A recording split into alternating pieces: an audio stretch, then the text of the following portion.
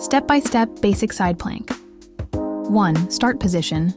Lie on your side, let's say your right side. Stack your legs. Left leg on top of right, feet together. Place your right forearm on the ground perpendicular to your body.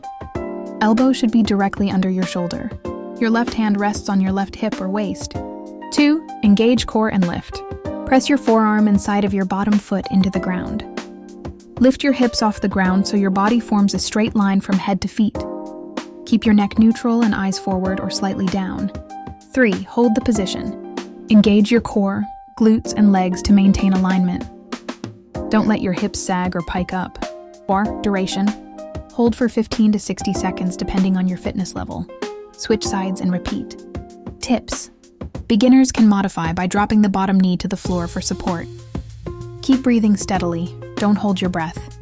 Focus on keeping your hips stacked and not letting your top shoulder roll forward or backward. Please check my next video.